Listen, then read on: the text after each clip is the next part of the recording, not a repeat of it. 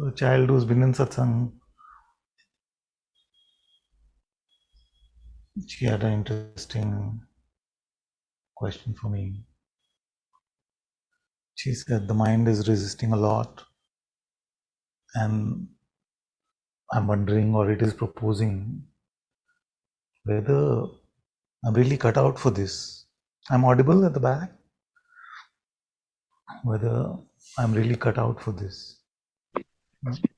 And cut out for this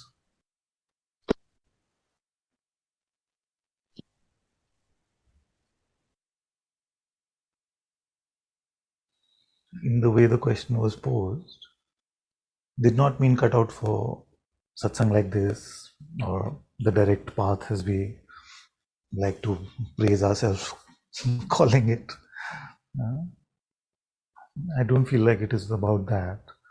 The question was more about whether dedicating our life to God, dedicating this life to God, whether I'm cut out for that. So that is a very potent question. I feel it's a very potent inquiry. So first we must then investigate, okay, suppose we say, okay, I'm not cut out for God. Then what are my other alternatives? 1, 2, 3. What are the other options? Suppose God is an option we can choose as a lifestyle almost. And say, I don't want to have a spiritual lifestyle. Maybe I'm not cut out for spirituality. So then what does that leave us with? And which of those options are viable? So basically it translates into us saying that maybe just a worldly life. I don't need to have God in my life to live a regular worldly life.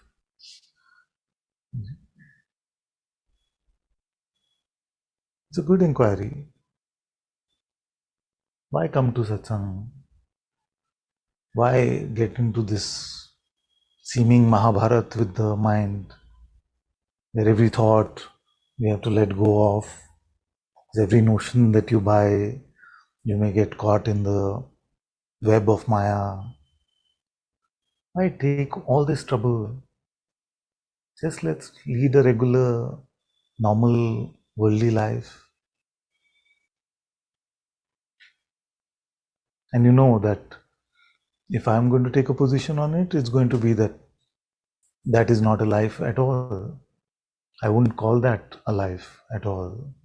Because for me, a godless life is not life. It is just pure mental slavery, mental oppression.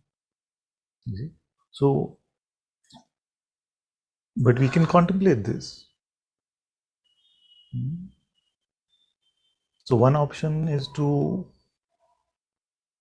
dedicate our life to God inwardly.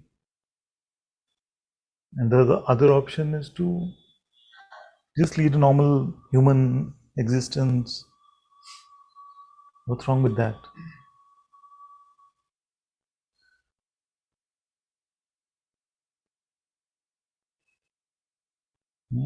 Suppose, and I know that many of you will say, but I have this pull, I have this longing in my heart to come to either God or truth or to reality or the self, whatever spiritual term we might find.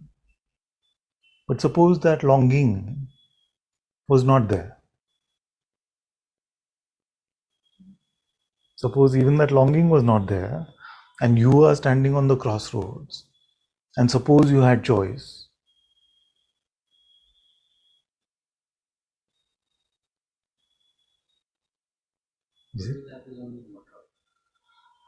Saying that worldly life itself is more trouble. Okay, suppose that even worldly life was not more trouble. Yeah? That spiritual life, especially Satsang with Ananta, was the most troublesome. Most troublesome. Yeah? Don't buy your thoughts. Let go of your mind. Dedicate your life to God. Be humble. Be full of faith. Be devoted. Live every moment of your life in God's light. It can seem like a lot of work. Why go through all this trouble? Suppose it felt like worldly life is easier, and you were convinced that this God stuff is too tough. I came for peace. It's not that easy to get in this God path. So I'm going to go back to a regular, normal human life.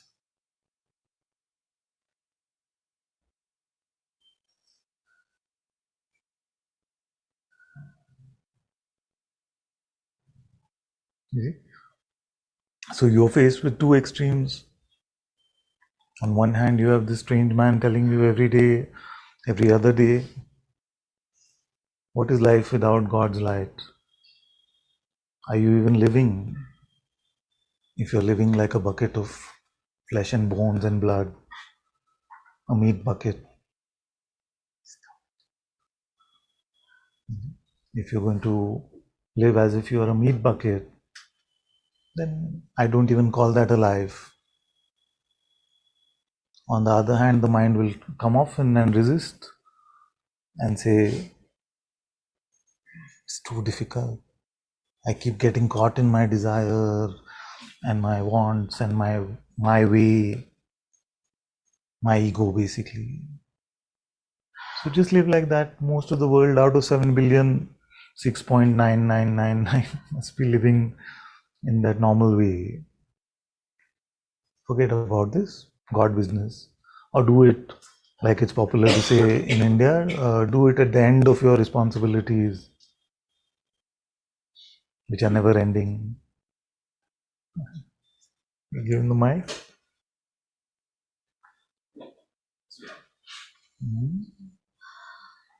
Oh, it's charging.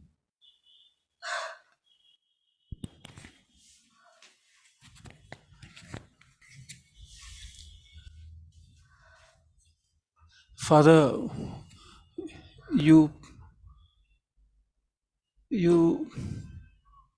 presented two paths. One seemed to exclude the other. Why not go for the worldly life without any reference to God, but apply every single dictum or advice that you have been giving us? Don't believe your thoughts, distance yourself from your mind, because these will give us happiness anyway in the world. And why not leave it to the person to stumble upon God at the end, or to discover God by himself, rather than introduce God as a concept in the beginning? Why is God necessary at all? The concept of God, I mean. See, if I have not experienced God, if I have not realized God yet, then it's just a construct. It's not necessary, is how I see it.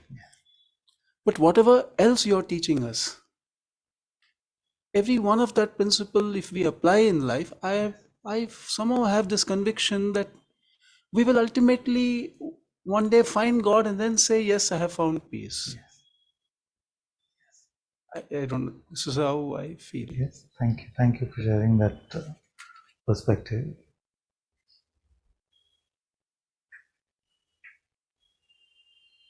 So recently, I've had the darshan of death in my family in two very close instances.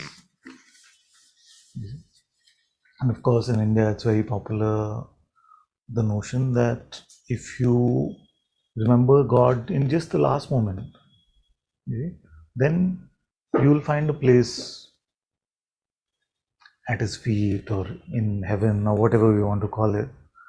Then you find a place. You just have to remember God in the last moment. I know it's not exactly what you're saying, but this is coming up for me to say. But in both instances,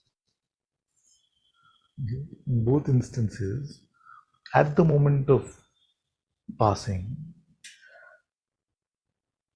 God was not in the picture for them. And what was in the picture was what the deepest conditioning that life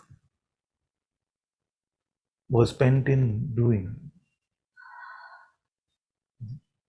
So, if the deepest condition is the notion of a happy me, it seems like a humble enough and a fair enough plan for life. Then it is not going to happen magically that in the last moment we will come to the notion. I mean, it can happen in God's grace, everything is possible.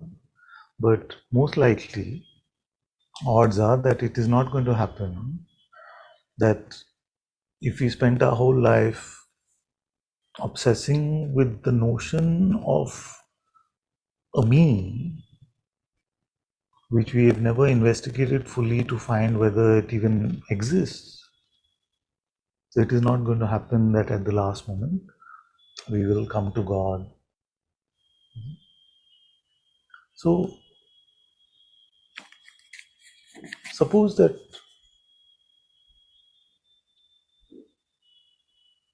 there was a truth which was hidden in plain sight. Suppose, okay, let's take another metaphor. Let's take the Plato's cave. You know this Plato's cave? The metaphor. So in Plato's cave, what happens is, and Plato came up with this metaphor thousands of years ago. What happens is that there are a group of people, let's imagine thousands of them, who are tied up and imprisoned in a cave, and they're facing the end of the cave, and the sun is coming from the mouth of the cave. Okay?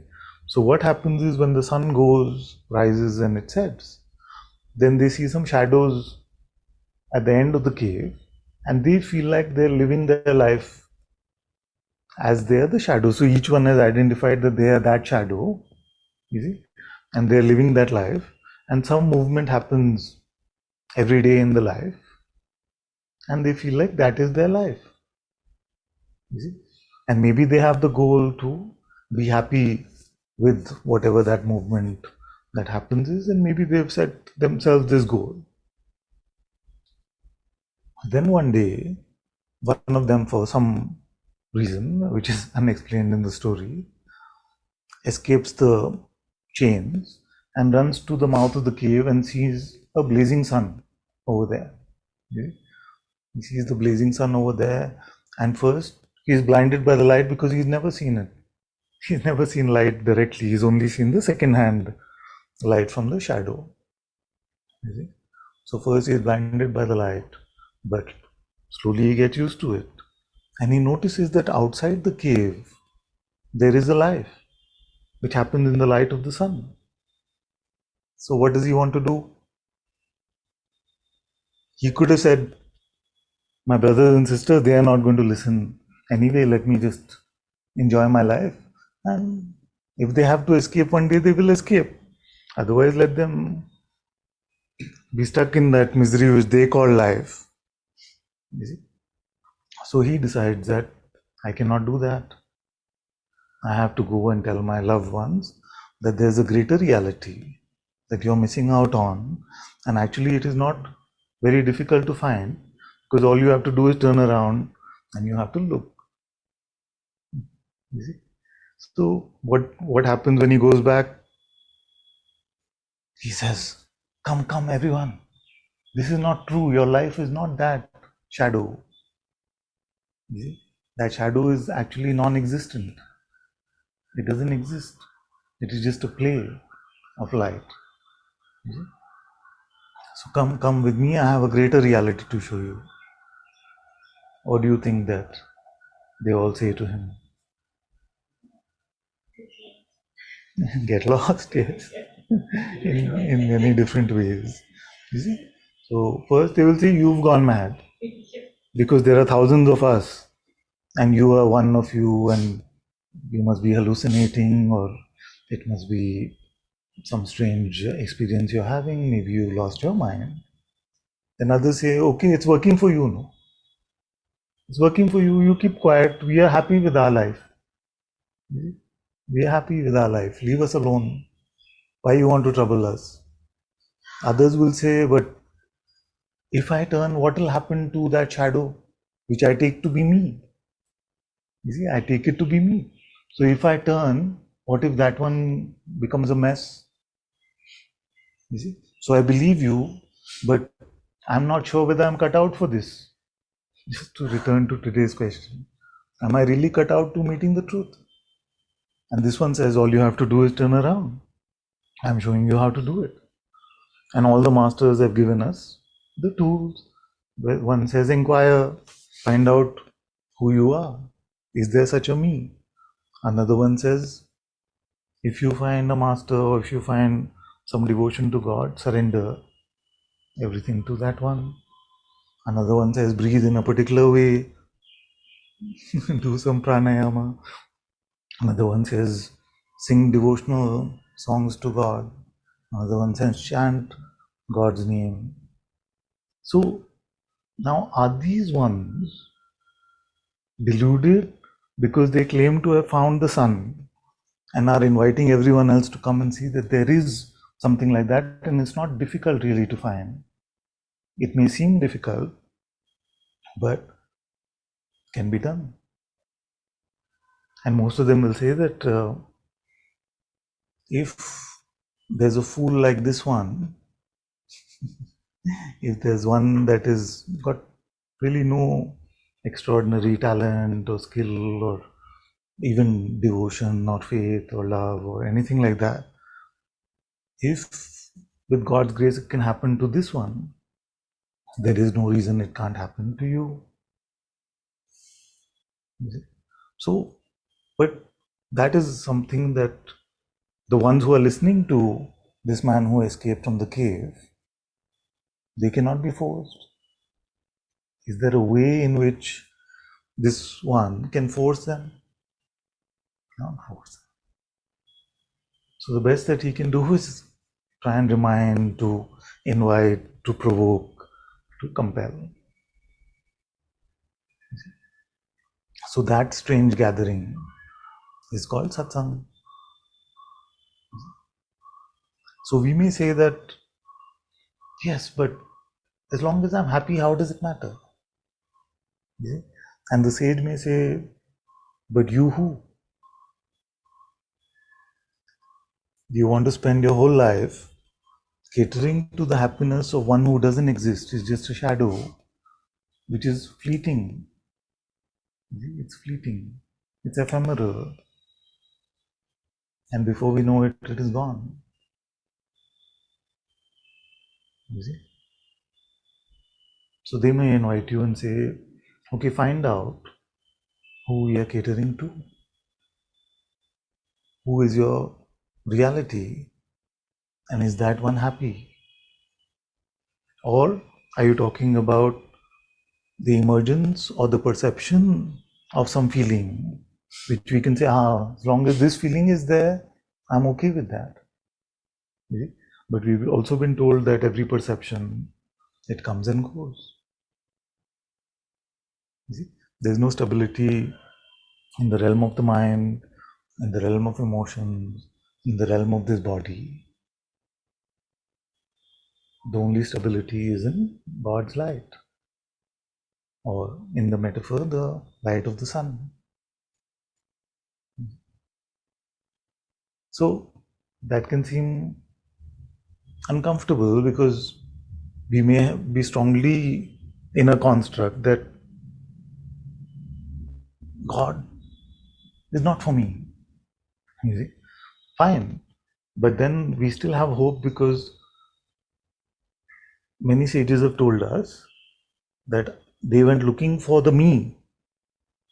You see? And they went looking for the me, they found God. You see?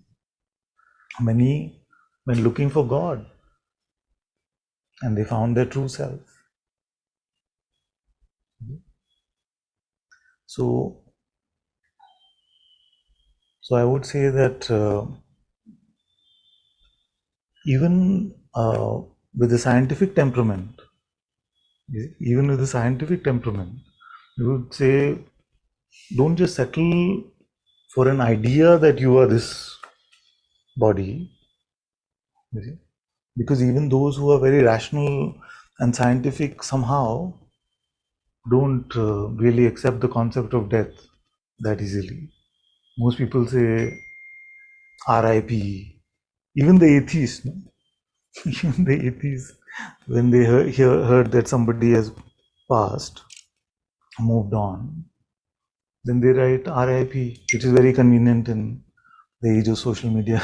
Don't have to do anything, just send one RIP. But who are they wishing? Who are they saying rest in peace to?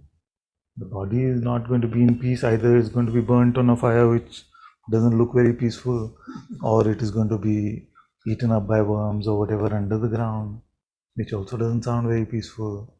So if they are talking about something other than the body, then what is that? And there is something like that. What stops us from discovering it now? Except the seeming trouble to turn the direction in which we are facing. The seeming trouble is to turn the direction in which we are facing because we have valued all of this which is ephemeral, and we are now being invited to turn to something which is timeless or eternal. So this is a very accurate, I feel, metaphor for the human condition.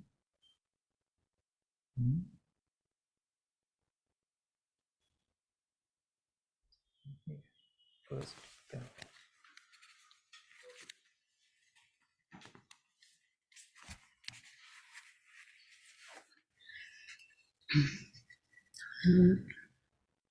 You were saying on the beginning, like just simple human experience, human life. Like you would not know God. So it's like opposite these two things. In non-duality in Vedanta, it's so deeply rooted, almost like deny the body, deny even like in a sense life, renounce, hide in cave, in monastery, ashram. The world is kind of not that. It's not that. But if actually just with that renunciation, just renounce everything, then there is also no life, no nothing, no, it's just empty, empty, empty. And if you start again kind of grabbing or desiring, you're again in conflict, basically. What I'm trying to understand is like it's some kind of, I was also listening to Rupert Spira, and it's something, and I'm also seeing in my own experience that it's like some kind of misunderstanding here, because it can be to live now with this understanding, you're not the body, but to live fully as body, as the just completely simple human experience. So this I'm looking, and I find myself in this kind of little conflict because I'm pulled in kind of non-Vedantic in Vedanta way, in non-duality, and then I'm pulled kind of in that way. So what is here? Do you understand? Like Yes. Actually, from this perspective, it is even much more confusing, even much more than you have defined it. Because in the West, probably we think of Advaita Vedanta as Shuddh Advaita Vedanta or Keval Advaita Vedanta, which means pure Advaita Vedanta or only Advaita Vedanta, which are two branches of Advaita Vedanta. But within Advaita Vedanta itself, there are many more branches. So there are branches like Veda Advaita Vedanta, which means that yes, God and Atma are one. So really there is no difference, but there is a difference. So Veda means difference. There's a branch called Abheda, which is very similar to pure or Keval Advaita Vedanta. But there's also a branch called Veda Abheda, which means that there is difference and there is no difference. So difference, non-difference. I find that my expression has become more and more like that. Although an Advaitin mostly in expression, but one who says that there is no distinction, all is one, but also that there is a difference. So the ones who follow Veda mostly will say that this distinction, non-distinction path of Advaita Vedanta, we cannot really formulate or conceptualize in our head. But in Satsang the other day, some sort of words came to sort of try to put some light on this, which was that there is no one that we are aware of that was successful in getting rid of their individuality 100%, getting rid of the ego 100%. Even the sages have all said that a little bit, a tiny amount, a tanmatra worth of ego, it remains. So I suggested that let's not ever get into the presumption that we are going to be the first one to be egoless 100%, because that sounds more like spiritual ego than an actual report. So if that is the case, that some idea of separation will remain, and it remains for the highest sages, and it's also said that even when the avatars came, they had a few moments of individualization. The incarnations of God themselves had a few moments of individualization in this world, because that is the power of the Maya that God has created. So given that that is the situation where I think you're also saying that although ultimately in reality there is no distinction, that I am that, but the part of me which still remains as a somebody, that one must be made to realize that the only true position left for that one is in service to God. Because if that one ever starts identifying with I am that, then that one is going to wreak a lot of havoc in this world, as we've seen many times happening. So both are true. Our oneness with reality, the absolute reality that I am that in which even God takes birth or consciousness takes birth, depending on how we refer to God as. I am that. That is true. But it is also true that really I am just a servant of God, not even worthy enough to be called a servant of God. Which is more true? You cannot say.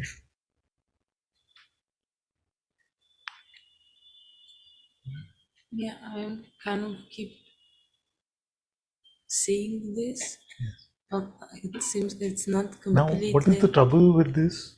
Sorry, I'll just add some more. The trouble with this is that to the intellect this is not palatable. And possibly Bheda Abheda is the least popular form of Advaita Vedanta. Because like, is it Bheda or is it Abheda? How can it be both? You see? And especially with Western logic, it is not possible. Because from the times of Aristotle, we got used to a very linear sort of logic. If something is true, then it cannot be false. If something is false, it cannot be true. Those are called the first two corners of Buddhism. You see? So, but in Buddhism, the room has four corners, like most rooms. What are the other two corners? It is both true and false. And the fourth is that it is neither true nor false. You see? But the truth is in which corner? It's in the corner called the fifth. You see? So, do I have an absolute and a relative life? The fifth. Yeah. Now, our ego hates that because it wants to know. You see? You see? And it feels, for many, the fifth seems like it is a cop out. He's not answering the question, so he's just saying whichever inconvenient question comes. Maybe he only doesn't know the answer, so he's a fifth. You see? Is it the Fifth Amendment or the Fourth Amendment in America? No self-incriminating evidence can be forced. That joke didn't land. So, Fifth Amendment, okay. So now suppose that in pointing to the fifth, one is not saying that it's unanswerable, it cannot be found, but one is saying that find another place in you where the answer is known, but it is not the intellect.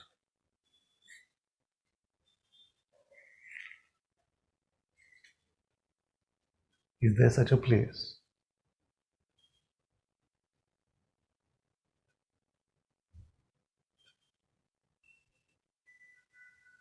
So if you notice the questions in Vedanta or in Zen, or a question like this for that matter, it can only be known intuitively or in the light of the Sadguru presence within. We cannot make a determination or an understanding out of it. Now,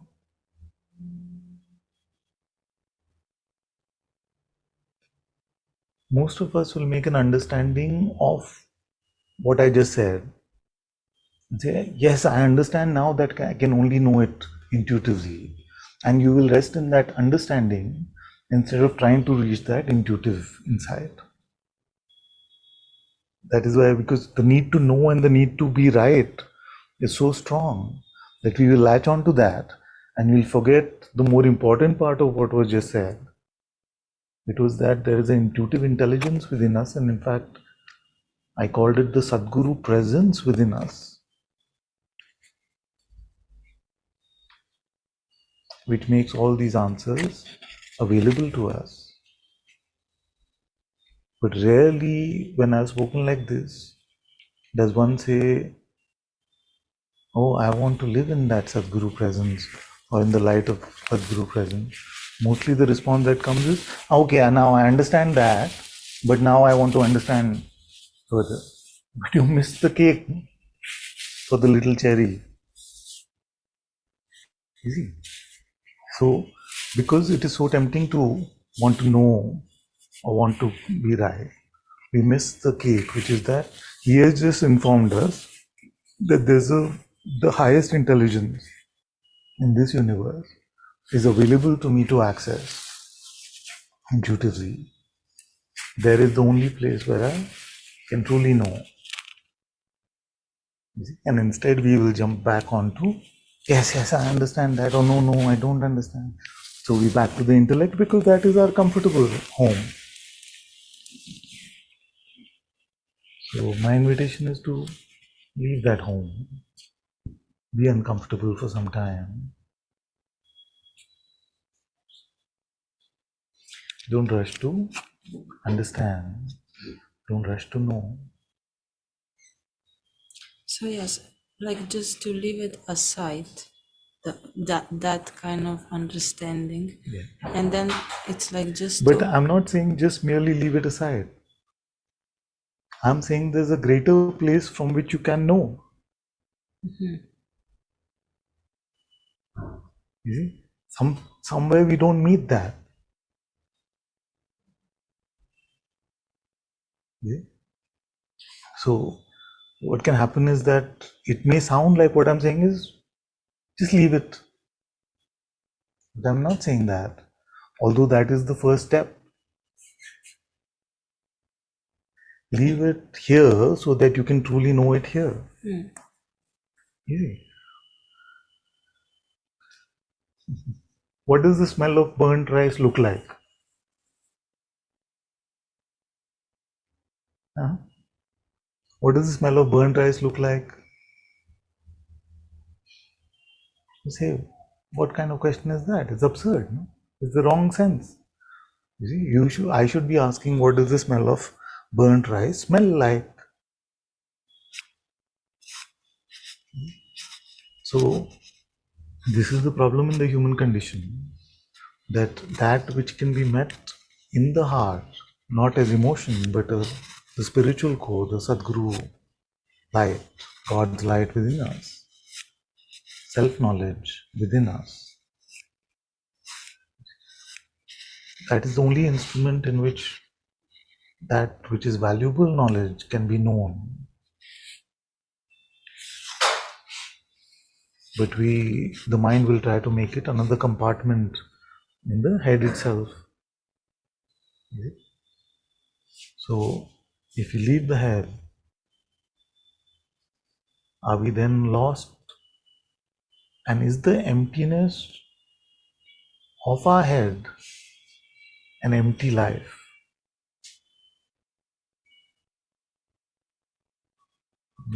That's the question worth asking. Because it may sound like, but if I'm just head empty, the Zen masters again said, no, head empty, heart full. Not But just head, also like heart, like just nothing, just like all, like everything, not yeah. just the So head. that is the difference between nihilism and Vedanta or Zen. Nihilism means nothing. Head meaningless, heart meaningless, God meaningless, life meaningless, love meaningless. You see? Which may sound like Nagarjuna to you, but I'll tell you this huge difference. You see? So that is nihilism. See, which is what you're countering. You see, you're countering that and saying, but there has to be a fuller life. It cannot be empty like that. You see, but that is nihilism. That is not the Vedantic or the Zen position. The Vedantic position is that beyond concepts,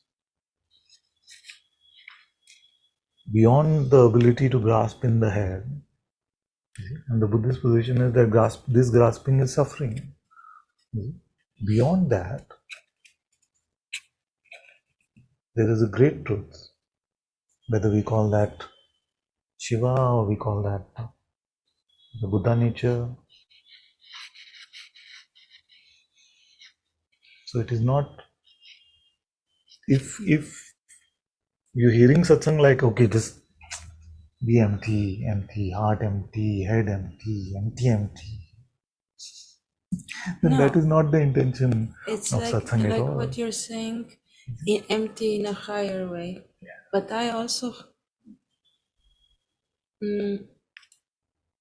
I found it like that it's not kind of, it's like a somewhere in the middle.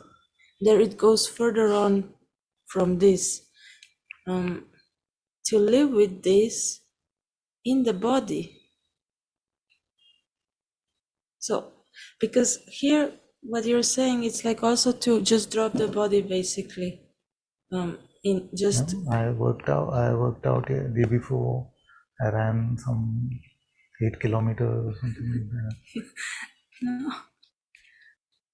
Sometimes I'm lifting some weights also, drop the body. So here I am. It's like some. I think like I'm exploring like after this, what is happening, to see it as So, it is. just to clarify that point further, It's difficult to. if God gives you a beautiful car as a gift, and it came from God, that much is apparent to you, and all you had to do is maintain it a little bit, take care of it, clean it up, then would you do it? But there's a big difference between taking care of the car and taking yourself to be a car. So if drop the body means have become nihilistic again about the body and say, oh, just body, not bathed for 3 months. It's not me, it's just about me. It's a body. If that is what it means to drop the body, then that's not what I'm saying. I'm saying that it is apparent to me that this body is an instrument, it is a gift. If we have to categorize it in some way, none of the categories are absolutely true, but the one that comes close is that it's a beautiful gift. But I am not this. I am not this flesh bucket.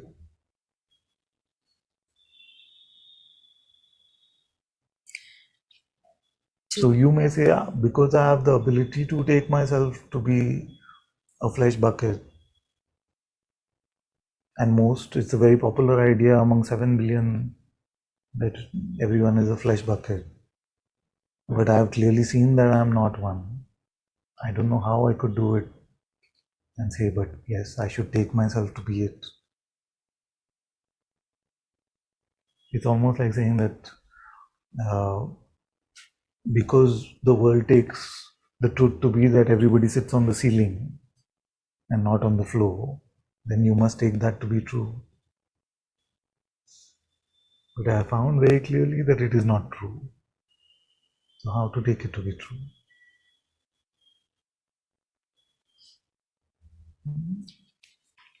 What have you found clearly?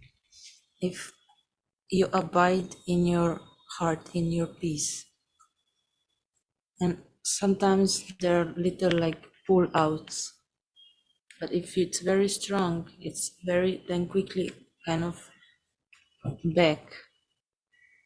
And if there is no more kind of, if you're very clear when the pull is out and you say, and you're aware of it, you can see it, then in this case would be kind of end of suffering. Would that be kind of a correct understanding? Like just always come, even if it's a pull, to always come back, or in that moment, or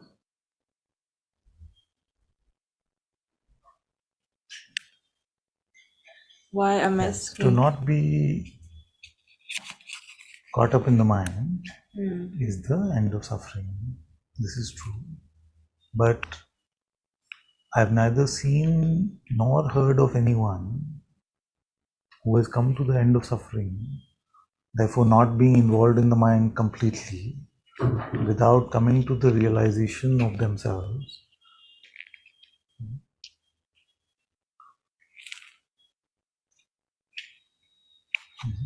And that realization only happens in the presence of the Atma, which we may call God's presence, or we may use some other word. It is not possible. Again, it may be possible, everything is possible. But I have neither seen nor heard of anyone come to the end of suffering, or like you were saying earlier, live a completely happy life without coming to the recognition of who they are. And the thing with this recognition is that can only happen in the light of the Atma, in the Sadguru presence, or whether we call it Holy Spirit or presence of God's light, whatever we may call it. So here I have a, like a continuation. So love is like it's melting. It the mind melts in the heart, Yeah. and it's gentle.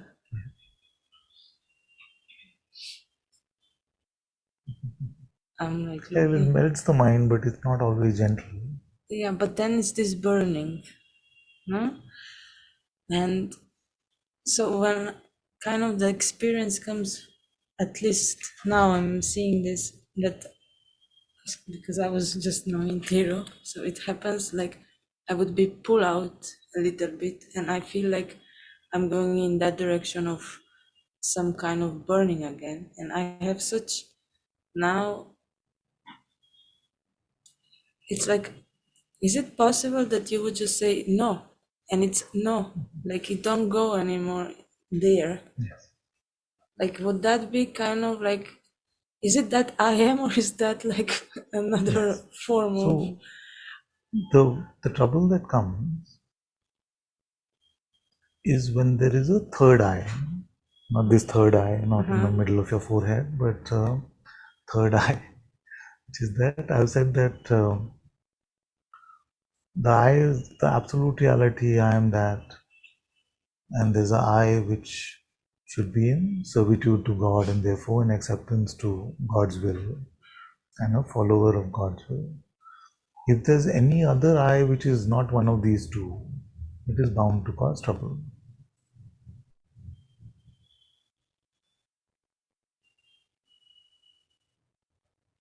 If it's possible just to kind of not go into the burning. Not possible unless you are in pure servitude to God. Yeah, you go kind of back into abide there. There in that in that place, let's say place, in that state, in that there is no burning. Yeah. So this is what I'm Yes. looking or seeing. Yes. But one who is in servitude to God is in acceptance of whether it is peaceful or burning. But That it's not itself kind leads of, to the end of burning. But we cannot use it that way. it's not, is it, it's not felt in that way. It doesn't seem that it's felt in that Have you way. met true servitude? Have I? Met true servitude to God? Can you go further on? What does your heart say? Without further explanation. Can you repeat it? Have you met true servitude to God? Through servitude, that I serve completely by God.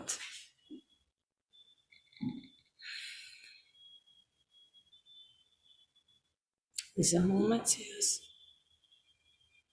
Because it's not me who is doing it. And I have to obey. I mean, I obey in that way. It's like a forced servitude? Because I have to. It's a Something is it's coming like a up to say happening. for everyone on this point. So in this play of Maya,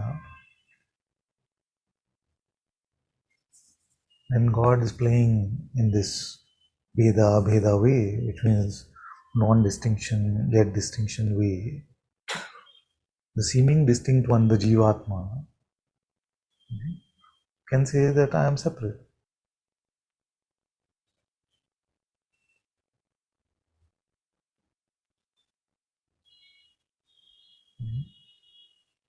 And God accepts that. That seeming separation, in the Buddhists call that suffering, the Christians call that hell.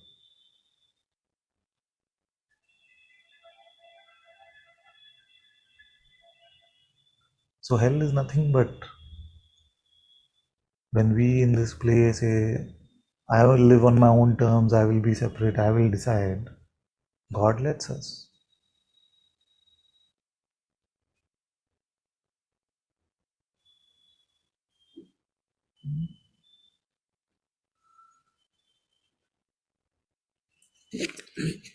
That way, it's not, like you said, real life, alive. And then the other option is Because that which we call with the my burning. terms, you see, that which we call my terms is not actually my terms. It is the terms of the mind. You see? And if they were terms that were just mine, then I would not need to get a phone call in the form of a thought to tell me this is what I want. You see? So that in this Maya again, that which is designed to convince the narrator in the video game. So you put on a video game, the game starts and you just start playing, you're just like, this is no fun. So first the story has to be told. You are Mr. James Bond. Your next mission is to capture to this heiress has been kidnapped, and your mission is to rescue her from the kidnappers. Then the game starts, and you feel like, yes, I am James Bond, and I have to. You can replace your narrative with that James Bond narrative. So you see, without that, it's just a dance of perception. So the mind is just that narrator, which is contextualizing everything in the realm of Maya to convince you that you have an objective life in this play. Without the mind, what is the burning? What can be burnt is the positions we've taken, the narratives that we buy. So this is a little bit what I was referring. In that place, there is no position, so it's no burning in a way. Yeah. But Yeah. not the same as that burning, like of ego or the mind. Even though there are some other. Tell me something from beyond this place, beyond the intellect.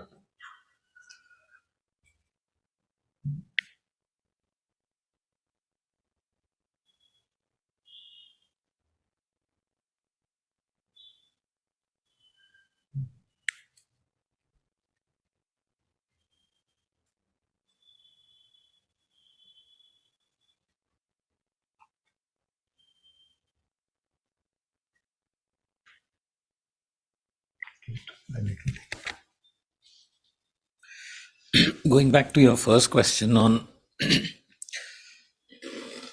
the worldly life, if that is a choice, and why? Can you remind me my question? Yeah. So your first question was, Yes. Am I cut out for this? Yeah. And in that flow, you asked if there was this beautiful life, worldly life, would you still want the truth? And you asked us this many times. Yes. And in the allegory of the cave, Plato's cave, the fundamental setup of that allegory is that the folks in the cave are missing out on something grander, whatever grander means. The sun is bright, whatever, or the air is better, and so on and so forth. But the setup itself is saying that there's something better out there, right?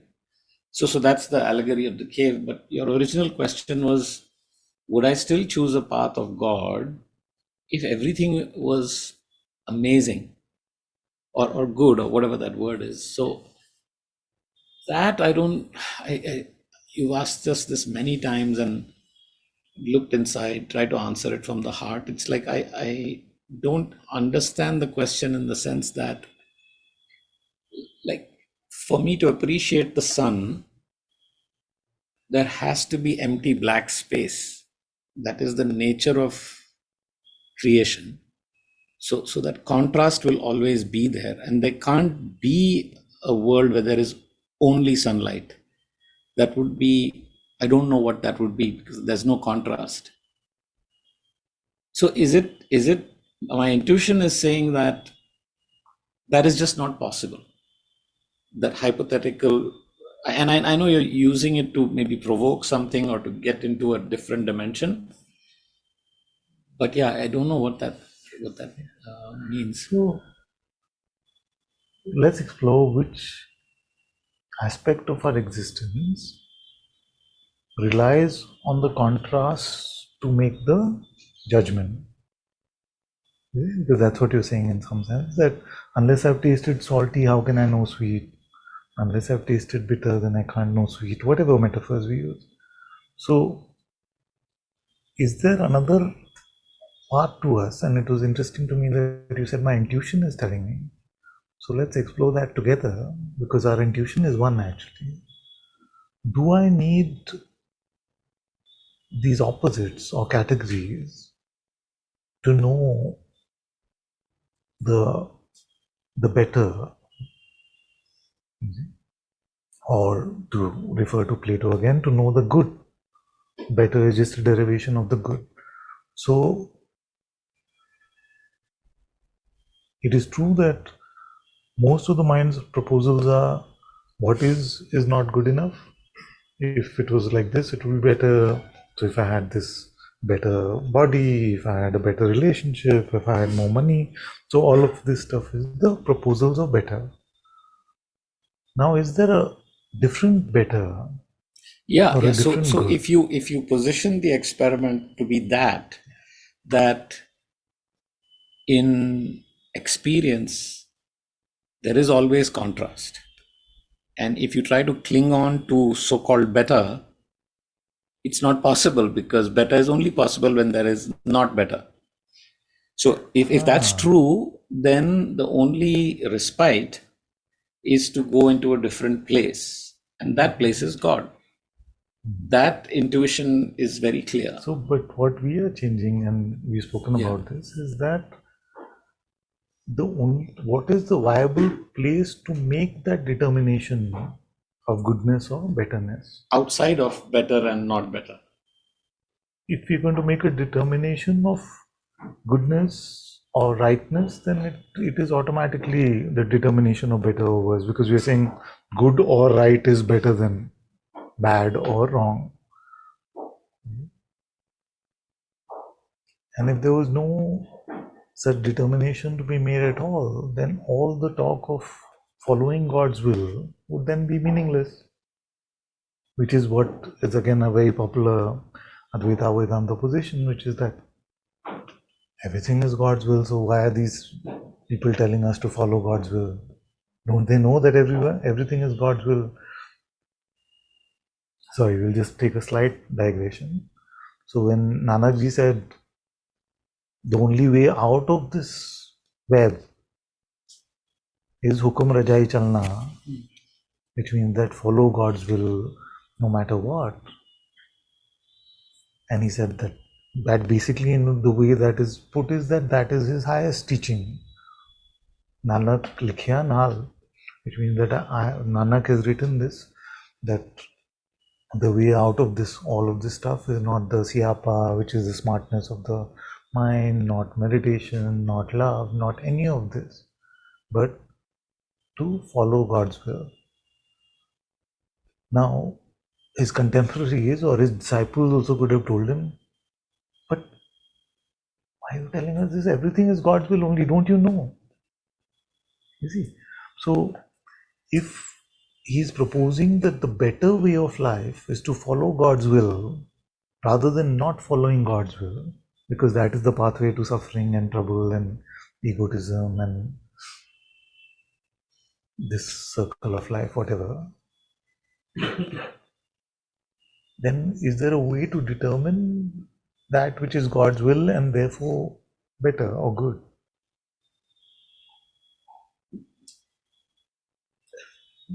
So it's like your video game analogy, right?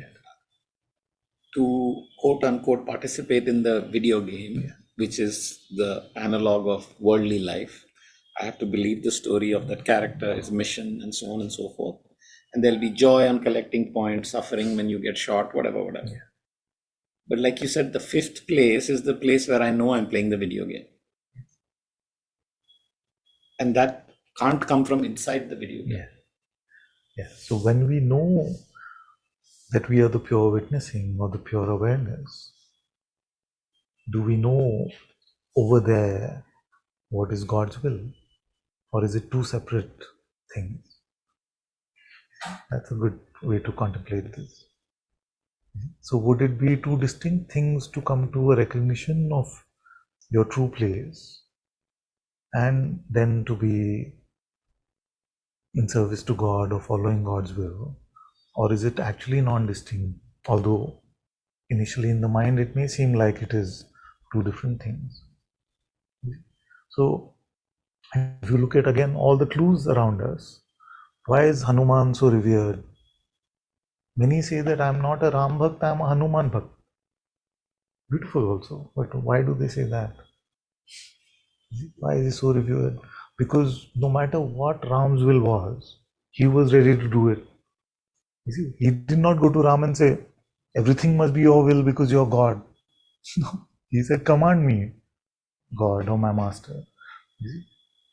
Now, so in the Hindus, it's a very beautiful sign. We call that trust in God's will and the love for God. Combined, we call that devotion. Trust and love. It's called devotion.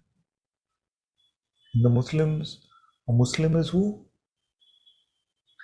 Yeah, the definition of a Muslim is one who follows God's will. A Muslim means that he is one who follows God's will. A Christian is only a Christian if he follows that let thy will be done. Let thy will be done. And servitude and being an instrument to thy will is what I want. It doesn't say, Christ doesn't say, or the Old Testament doesn't say that everything that is happening is your will anyway, so let anything be done. Specifically, let thy will be done.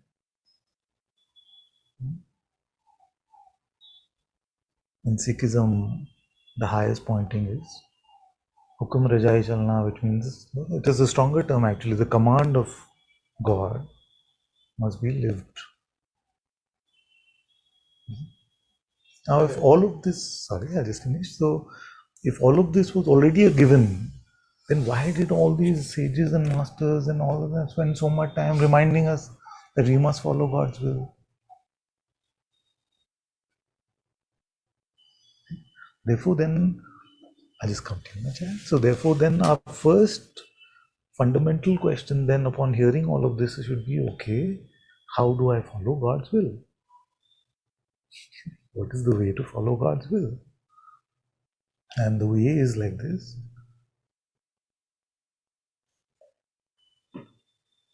Empty of self-concern, self-importance and self-will, it is empty of my way. First we must become empty of my way. You see, which doesn't mean that you automatically pick the opposite. When you say, I wanted to go left, so now you've said be empty of that way, so I went right. No, that is just a trick, right? So it doesn't automatically mean that you must do the opposite. Be empty of your desire to go left. You see? In that emptiness, you will notice that there is a presence which moves everything, the whole universe. So in fact, the whole universe is your body, but that may seem too far-fetched at this point.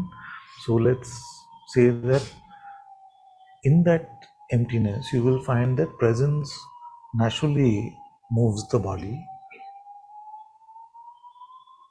So that is the simple way of following God's will.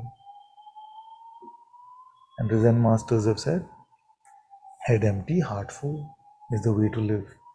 And they've also said before enlightenment, chopping wood, fetching water. After enlightenment, chopping wood, fetching water. Which means that it doesn't have to change. That our heart can guide us as to when to chop wood and when to fetch water. All that outer stuff can remain. And I always add or not. because we should not fall into that trap that life should be exactly the same after enlightenment. That is the first way. But the second way is the Hanuman way, or the Nanak way, or the Abraham way, which is that they received guidance from God and they knew it is coming from God. What is that? That is what we call a intuition. That is what we call the Sadguru presence. In fact, all of you come to Satsang hopefully to hear that guidance from this instrument in front of you. But it is your own heart which is speaking. It is guiding you, isn't it? In words. So don't fall into the trap that everything that the heart cannot guide in words, it must be only the mind. Initially, of course, because it may be too early to, you may just start fantasizing or imagining that God is speaking to you. So initially best to stay empty. But there will come a point where words will be used by this presence to guide everything, and that everything includes this body or those who come into your presence. So there are two, how to follow God's will. First, be empty, allow the presence to unfold everything. In fact, the whole universe is unfolding in the light of that presence. Allow that unimpeded by your mind. Usually, the usual flow of this is that as you get used to that, and there may be in those phases, there may be conclusions like the mind will still operate once in a while saying, I never want to share, I just want to sit quietly, I don't want to talk to anyone about this. All of those conclusions are usually made like that. And then one day you find that somehow grace makes those things happen where these words start coming to you and you notice there's a different qualities with these words. So when they started flowing, when these kids started coming, I was hearing the words and I was tasting such sweetness. I was enjoying hearing those words, which is the opposite of the reaction I was having those days to the mind, because all this was so fresh. So for the mind was, it felt like a contraction, a limitation. But as these words were flowing, then there's a great beauty, a great joy being felt. You see, so I recognize that there is guidance which comes, which is not of the mind. So that is put in simple ways, although it's not as straight line as that, nothing ever is, but we can look at it as two steps to follow God's will.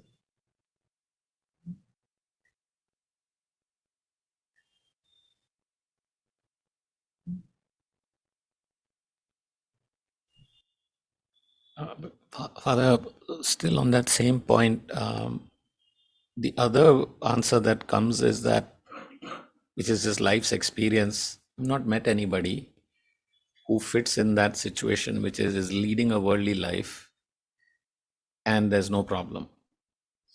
So that's just empirically, I'm 50 now and I've interviewed enough people to know that that's not true. So it doesn't need any thinking anymore. Yes, and there's so much evidence of that. In fact, the Buddhists have said the world is suffering. Which means that anytime we give credence to the idea of the world, which happens through thinking, then suffering is inherent in that.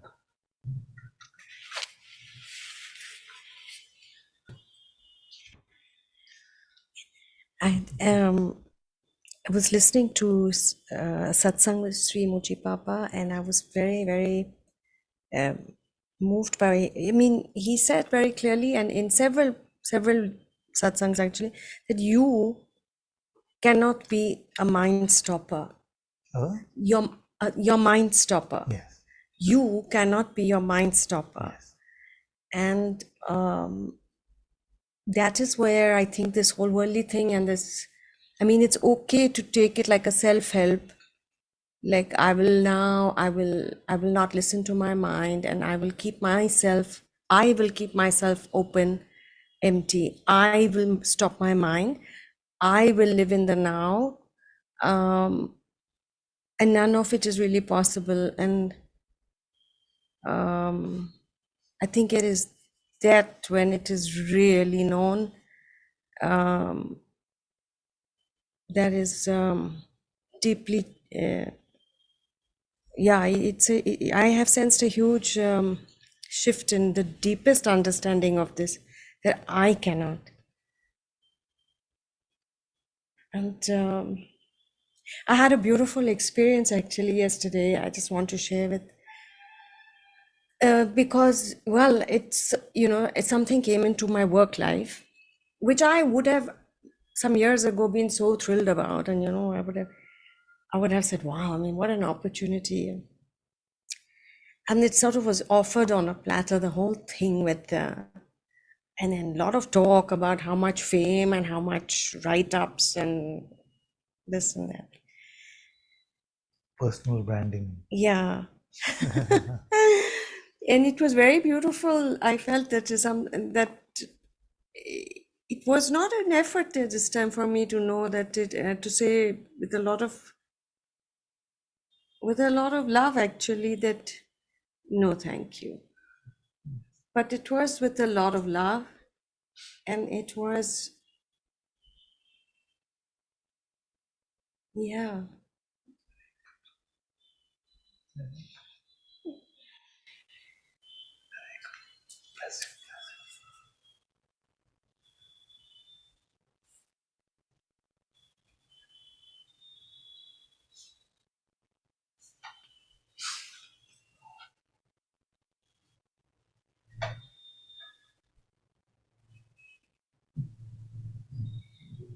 Yes, so I'm just, in case somebody is getting confused about this, I'm not blessing the fact that you have to say no to job opportunities or something like that, because that can be confusing. So what I'm saying is that I'm blessing the fact that we have the courage to follow our heart. Now your heart could say, take the job, it's fine. But in this case, clearly I'm sensing that the heart was clearly saying, no, thank you. And sometimes when the temptations from the mind are strong, that you will become famous, you will be in the papers, if anybody reads the papers, I don't know. So yeah, then those temptations can be strong. And to be able to still meet the heart and to gauge what the guidance is and to follow that is very beautiful. So I don't want to create a misunderstanding. Some of us still have jobs, including this one. So to create any misunderstanding that I'm saying, you must say no to job opportunities.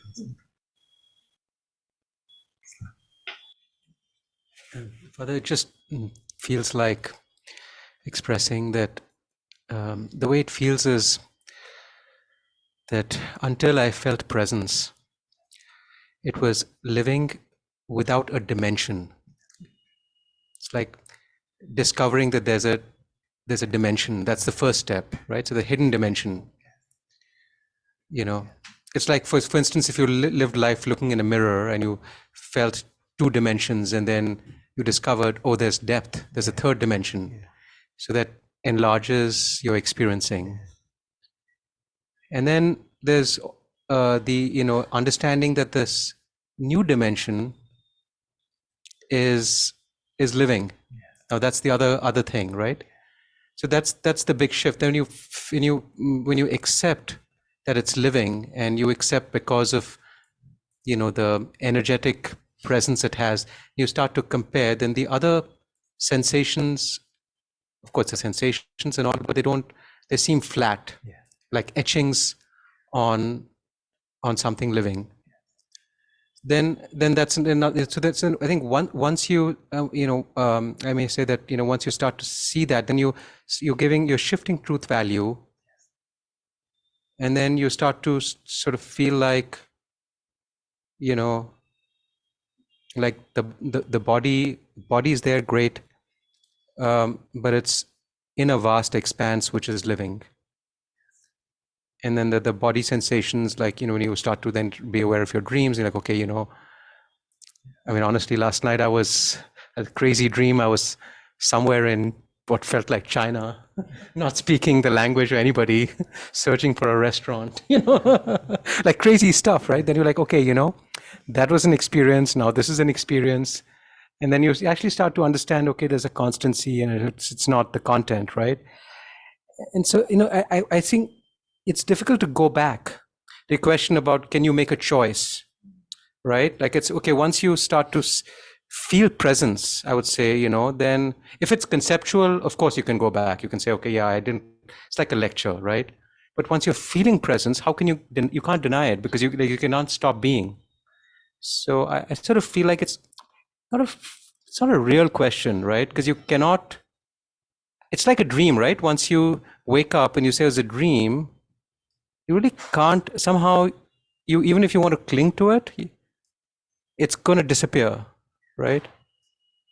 So I'm not really sure that I don't think anybody in this room, that there's actually a choice to say that I choose a different way, because you have to make yourself so blind to your intuition that it's actually, I don't think it's possible, right? Like, you have to deny presence. It's like you can't do it, right?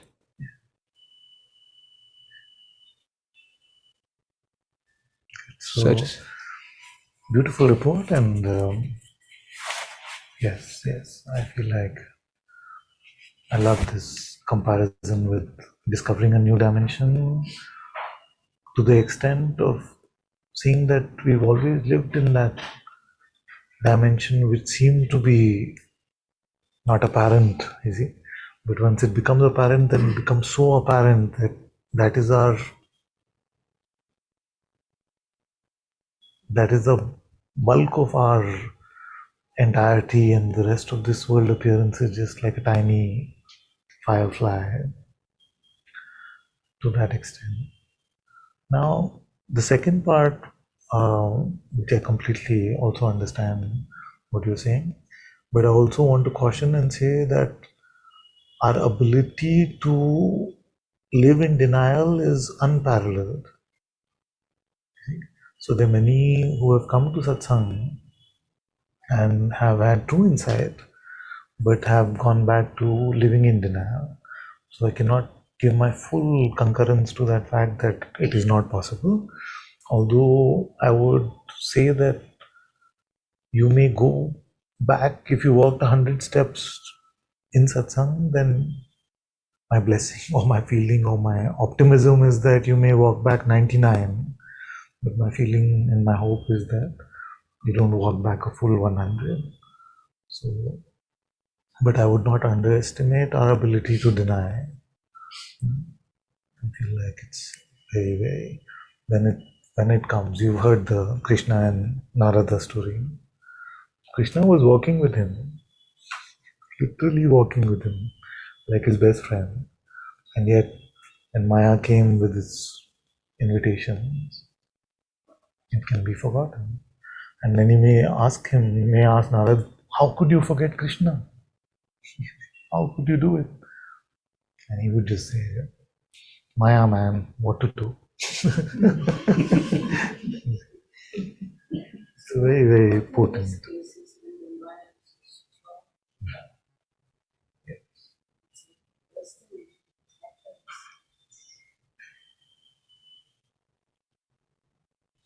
I feel that what we are is not that tiny that can be controlled by some law or some notion of how things should be and things like that.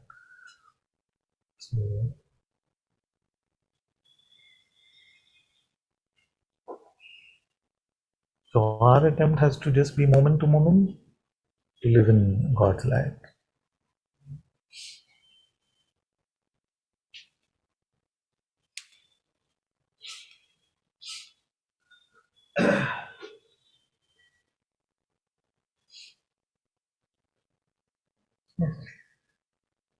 Awesome.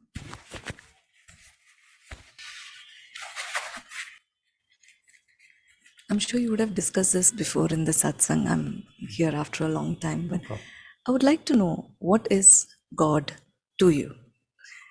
For me, I've been raised in a family where they pray Lord Shiva on Monday, Devi on Tuesday. So that concept has been instilled in our brains right from our childhood.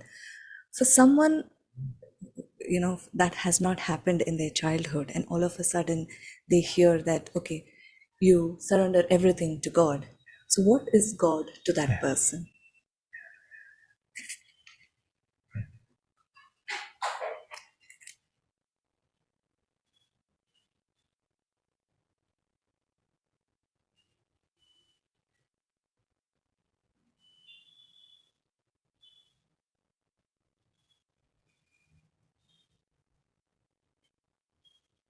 I feel that behind such a question, there's always maybe a deeper question or a higher question, which is, can you show me God? So many times when it is asked like that, and hopefully it is asked like that, that we are not just looking for a conceptual notion, but we are looking for someone to invite us into a living experience, quote unquote experience of God Himself, so that we don't have to then speculate on what God would be or what God's nature would be like, but we actually come to a living truth, a living, breathing, live truth that is God. So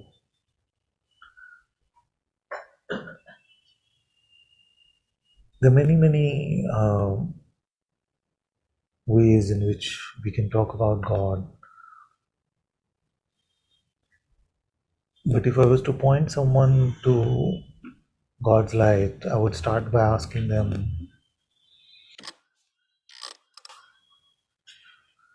can you stop being? Can you not be in this moment? So there's a presence which is apparent to you. Now that presence is not the entirety of God, but it is God's presence. And already if we've met in this together, it's a huge leap.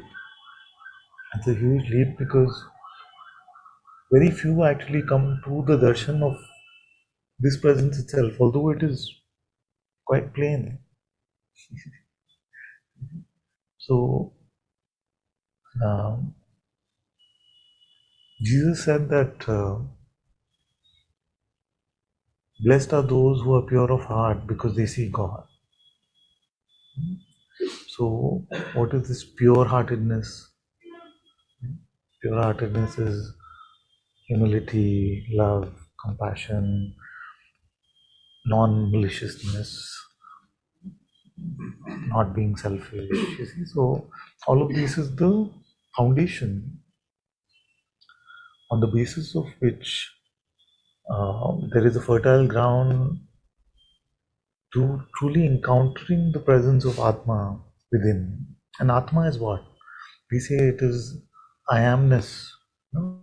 Atma, I amness. Literally, I amness and Atma sort of correlate. But it is not the presence of an individual entity. Okay? And it is definitely not a byproduct of a body. It is a holier presence. It is the holy presence, God's presence, whether we call it beingness, consciousness. Now, this presence is actually the light of this universe and everything that we ever experience, including that which we call dream state or everything, only happens in the light of this.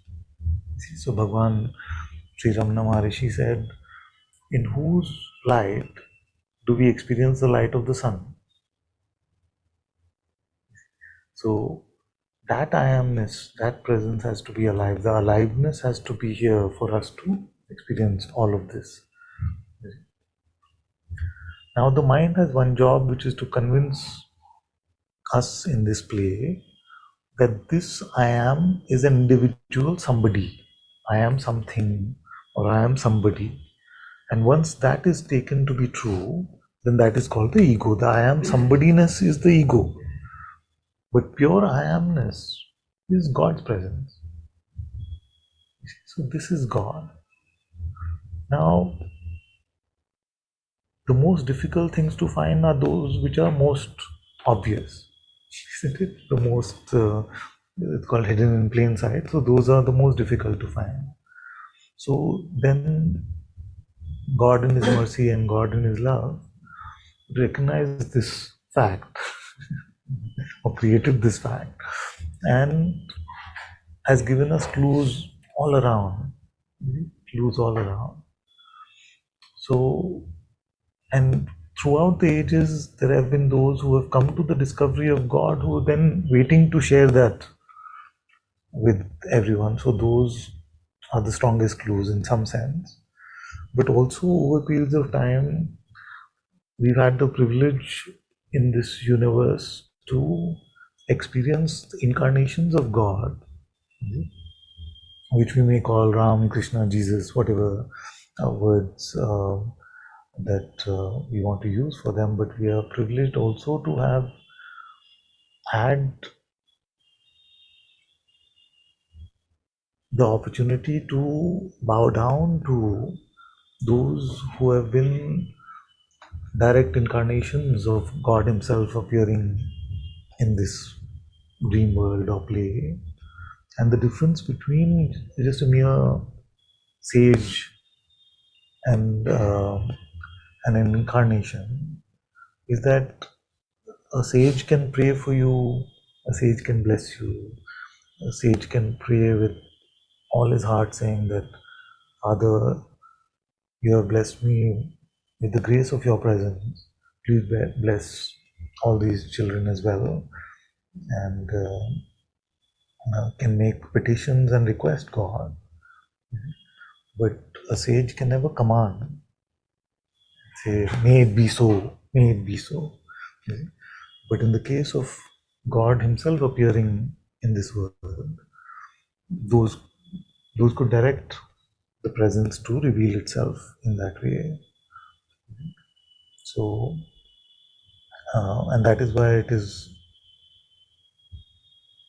very beautiful for us to be able to bow down to those incarnations, those avatars, and it's very beautiful to be able to pray to Ram or Krishna or Devi or whichever forms we resonate with. So that's one way of looking at it. There's a more simpler way as well, which is that in Hinduism, at least, we are very democratic. We realize that everybody has a different set of conditions and a different set of preferences. So whatever you prefer your God to be like, you can come up with that and we will have a God for you.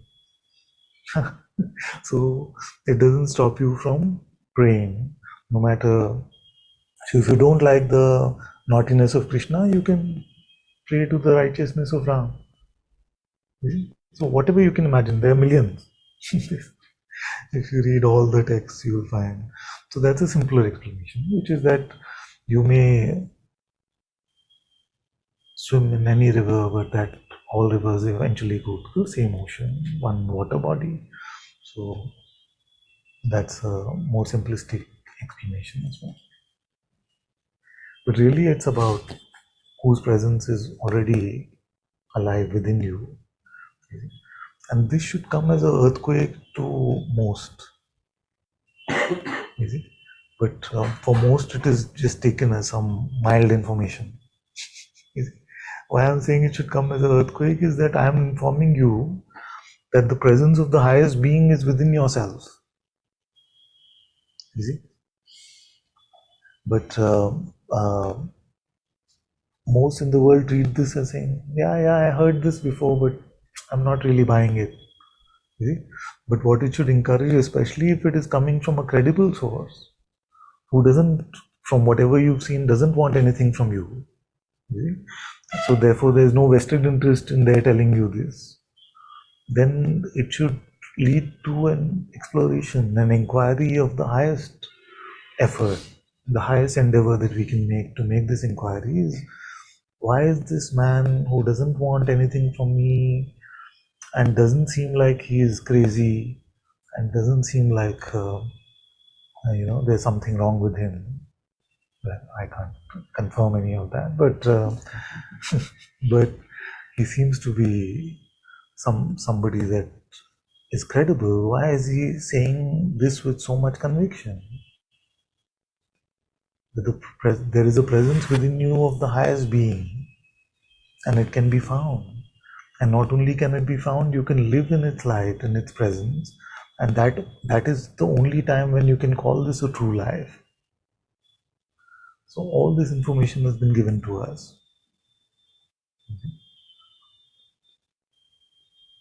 Now, most of you will not come into a sort of complete negation and say, no, no. But you will say, you will find a way to say tomorrow. And that tomorrow is the most dangerous. Because there is no time for tomorrow.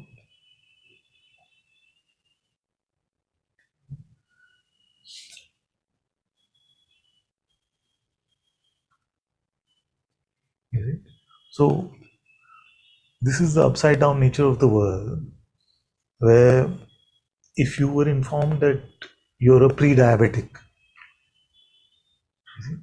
your HbA1c is 5.7 or something like that, and if you get to 6.5, then you're diabetic or whatever that number is.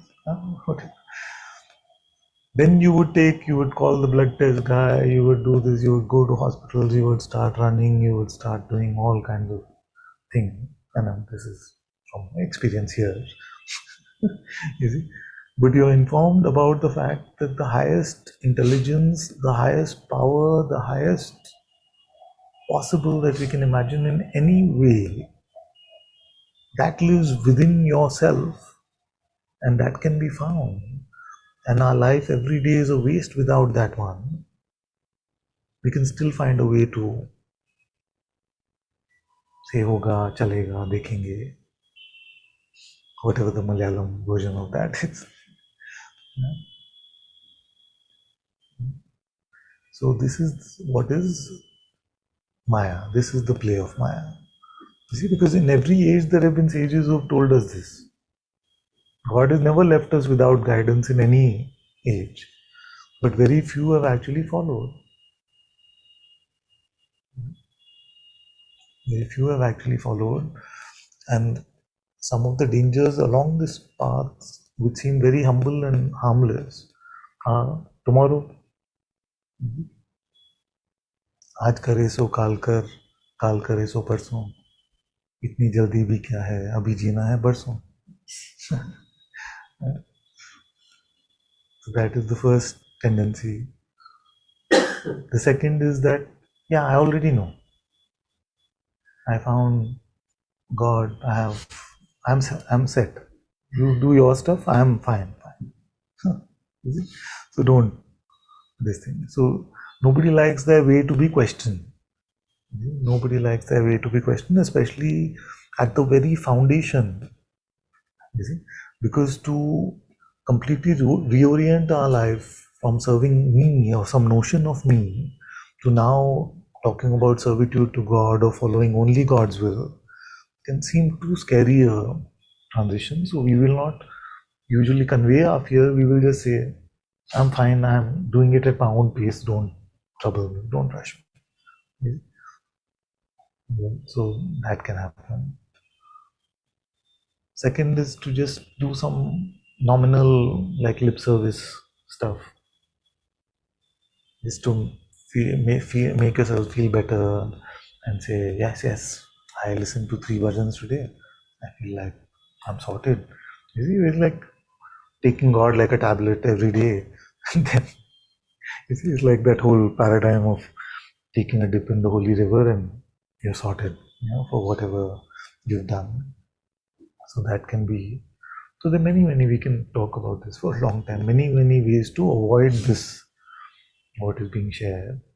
But to meet it is only one way, which is to be empty of yourself. Is to die to yourself, die to the false self. Which at one level is the simplest thing, because all it needs is don't follow what your mind is telling you. And don't have to do its opposite also, of course. But at one level, it is the most difficult project that we can ever undertake. Because for a while, you have to let go of everything that you think you know, especially those things that you are so attached to being right about. And how many can come to that point?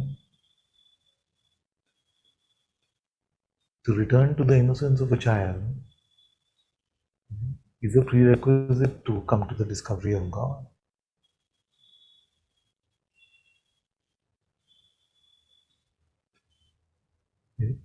And it's not that it is needed that we go through that cycle of conditioning and then decondition ourselves.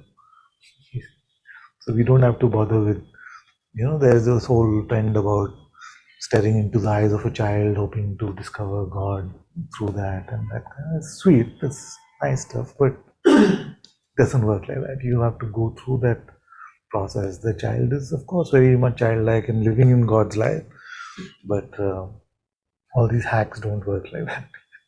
You have to go through. The child also has to go through its play of life and then recognize for themselves the truth and reality of themselves. So, yeah, so I hope in some way I've answered your question. Yes. I went on and on, but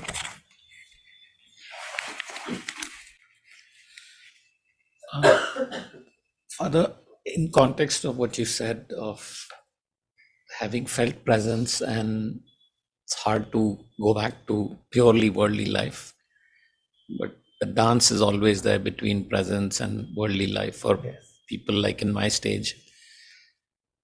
And like you said, its mind is an amazing trickster to pull us back into it, and delusion.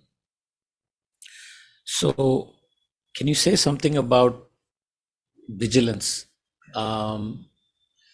And what I mean by that is, like, when I step out of this room where the presence is the most strong, I would say, and easy, and then as time passes by, one can easily slip back into the world, so to speak. But over time, there has been an increasing subtle vigilance. Going back to your picking up the suitcases on the conveyor belt, like, I am aware that I don't want to be that guy who continues to pick that.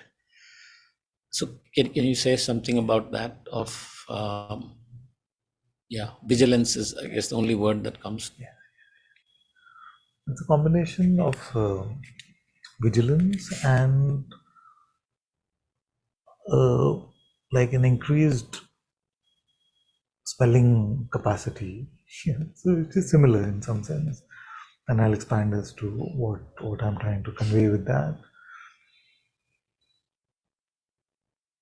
One thing is that when we hear vigilance, we can get into a sort of like watchman position. So which is that I must just be careful every minute. Am I getting into the mind? Am I getting into the mind? Which is somewhat what she's also trying to convey, I think. That can be a very, like, if I say don't believe your next thought, then there is like somebody sitting over there saying, I better not believe. You see, that can become a new position of seeming vigilance. So I have a simpler solution for that, which is that vigilance simply implies that if you feel a poke, you see, then if you feel a poke, if life pokes you in some way, you don't wait for that to become a major injury. before you start contemplating. You see? So the beauty of God's reminders is first they come as nudges, gentle nudges. And if you don't follow the nudges, then they come like a massive push. You see? So vigilance only means that when a nudge comes and something pushes a button, we don't say, no, I am only the self, nothing can happen to me. Some kind of Advaita denial also, or a spiritual denial. We must contemplate. What is it that I'm holding on to, or who am I? Whichever form of inquiry or surrender. But we must not let it go unattended. So that is vigilance, to put in a simpler way. So, and this corresponds to a very natural increase in our smelling capacity, that you will be able to smell the distinction between the fragrance of God's presence and the mind's temptations. You see, very distinct smell, and you will not that easily get fooled between what is what. You see, and that which seems so tempting in the human condition, which is I want to know, I want to be right, will start becoming very stinky to you. You'll not want to go into those. In fact, Guruji calls it the gutter of the mind. You don't want to get into the gutter of the mind. So, because it is yucky stuff, and that which seems so tempting and alluring earlier, that everybody thinks I'm so right, everybody thinks I know so much, and I'm so great about these things, then that itself will not seem like attractive positions to us. So, an increasing ability to notice when something is poking, so therefore we must have accepted some shape, because only a shape can be shaken. No? If you're shapeless, you cannot be shaken. So when it comes as a mild stirring, that point itself we start to look and we explore that, investigate the condition, instead of waiting for that to be like proper tsunami to come. And it is not guaranteed, but mostly God works in this way. God does not let loose a tsunami usually unless there have been some nudges before. So if we are vigilant to the nudges, then even though situations may still happen in life, but we cannot be shaken to that same extent.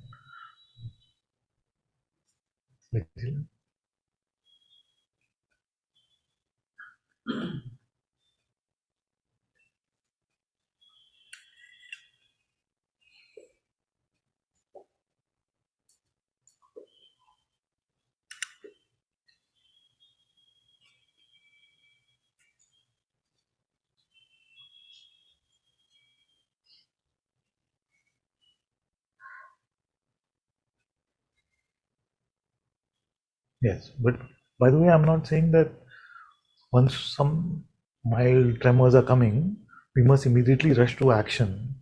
That's not what I'm saying. I'm not talking about the outer action. In fact, it is better not to rush.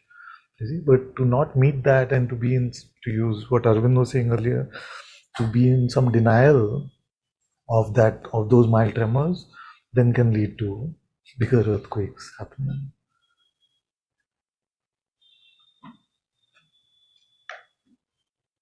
And the problem with the spiritual ego is that once it starts to know too much, then you just use spirituality itself as denial. Nothing can really happen. No. All is the self. You see, all that is true. The problem with spiritual ego is that the words are pointing to the truth, but the fragrance is not there. It is stinky. It is just egotistical.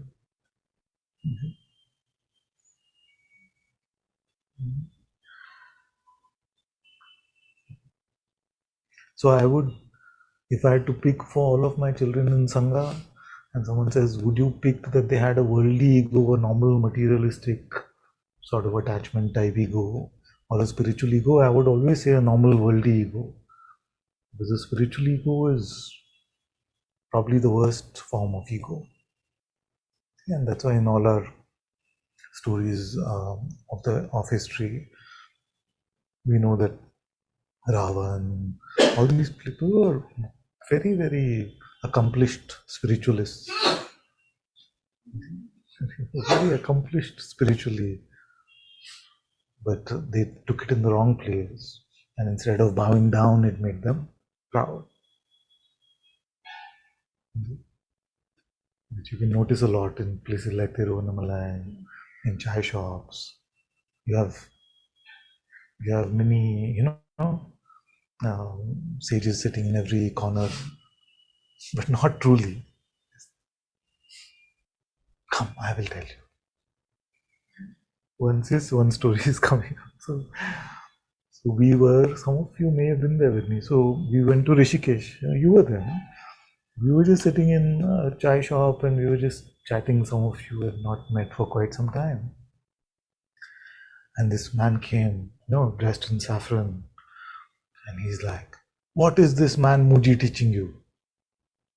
No? We're like, we're not talking to you, relax. No, ask me, I will tell you. He started shouting, it's just like so, and nobody, of course, because we were so much enjoying just being together in presence, we didn't really engage with him, but he created quite a drama and scene over there. But the way of grace is that 2-3 years later, he is the one that was sent to invite Guruji to come to their ashram. You know which one this is. So, and that is not the unnecessary part of the story. It's a fun ending to the story, but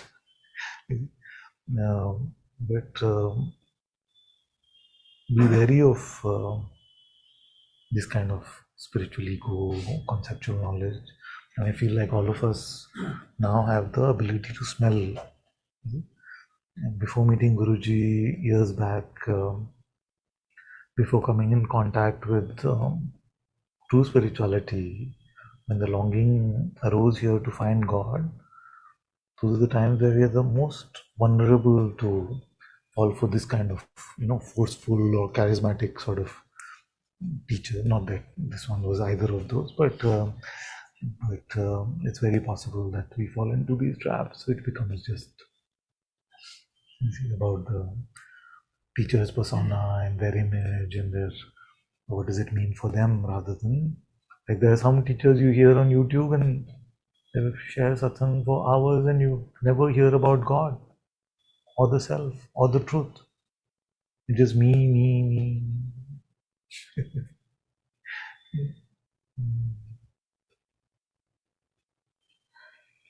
So Ravan is a character, but it's a representation of the spiritual ego, which is there in all of us. That is why it's very important, although as unattractive as it may seem to those of us who are in Advaita Vedanta, but servitude and following God's will is very important. Our head must be constantly bowed down. Otherwise, very quickly before it, we become special. You were saying?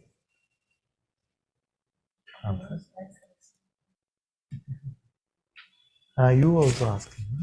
Gone or is there? I was saying that like everything is God's will. Everything is, and yet you must follow. If even if that is taken literally, that is also enough to keep quiet. There is no space for any why. Anything that makes us keep quiet is good. No? But when you keep quiet, you realize that although it is true that everything is God's will, and yet with all our might we must follow God's will. It's the head cannot understand, of course, because I told you about the rooms. Yeah. The corners, if when we go just with logic, then it can't be both ways. So that's why I took the examples of all the sages who have told us to follow God's will. You see, why would they tell us? If they knew that everything is God's will, they knew, no? So we cannot say that a sage like Guru Nanak Ji knew less than us. Like we've come to a modern discovery now in 2020s that everything is God's will. But in Sri Nanakji's time, it was not known. That's why he said, Hukum Rajai Chalna. If only he had known that everything is God's will, he wouldn't have wasted time there. So it's not true. He knew that everything is God's will, and everything is God's will. And yet, with all our might, we must follow God's will. There's a place where in you, where this is not contradictory. Live in that place.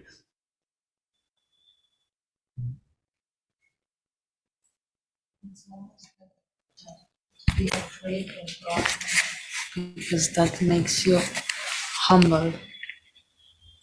But then on the other side, if you say the God is saying, or any master, don't be afraid of anything. But if you actually pick up that in that ego, no, that is the It's very. It's not linear. It's not that linear, in the sense that we may say, oh, but the Christians have this notion that we must fear God, no, and but fear is not good, so we don't fear. But it's not that straight line. After I met Guruji first, I was so in awe of him. So if you see my early photos with Guruji, and even now mostly, that you will just see me as scared little boy standing in front of him with that. So was it that I was fearful of him? No, I was just in awe. And I am just in awe. You see, so that is our relationship with God. So what is the difference between fear and awe? Awe can have reverence, awe can have love. You see?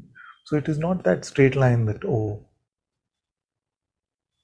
if the highest being, highest being that is beyond even imagination, suddenly manifested in front of you, see, what all will you feel? You'll feel love, but you may also feel some fear. You'll maybe get intimidated a bit. You see, even if some little, the other day, a few years back, we were sharing satsang, and a rat came and sat under my couch.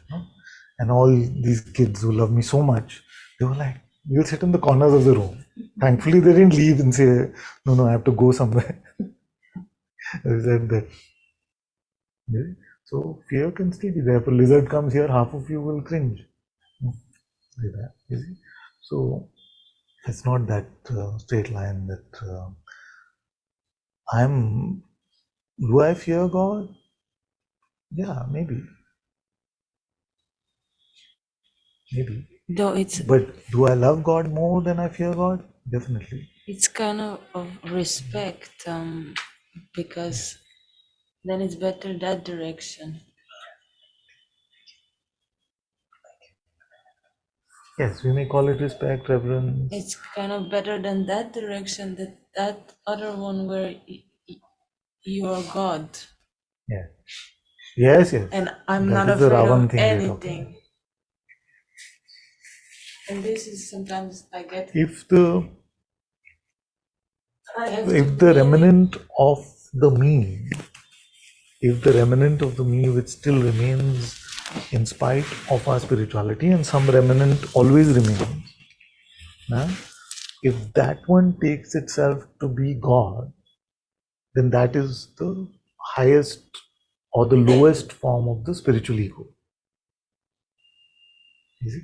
So this sometimes when I'm also rechecking myself This is and a checking very myself. important point. I I'm hope not all of you heard sometimes it. clear. I know you heard it, but I just want to make sure that everyone heard it, which is that I've made it clear that most likely none of us will be the first one to be 100% empty of ego ever in the history of humanity, or whatever game we can call this play. So, and if you are truly saying with integrity, we can all notice the ego that still plays up here. Now, the only kind of safe position for that one is to be head bowed down in reverence to God. You see? Because if that one ever takes the position that I am God, then that is the worst disservice that you can do to yourself. You see? So you're absolutely right that if that one is in reverence or even fear of God, that is better than having a glorified notion of the limited self. And also fear of that one. Yeah. The fear of that Fear one. of that one coming. Yes, in a way it is. Yeah. Because I've seen this in so many cases. Yeah. And so I kind of, for me, I found way, I just kind of, I turn myself to Christ, and there I just feel humility in a way. It doesn't confuses me. Maybe because I'm from there, from Europe, where it's more common, but the other things were kind of bringing me slight confusions. I couldn't anymore orientate very, very clearly on this area. Yeah. But I'm just saying that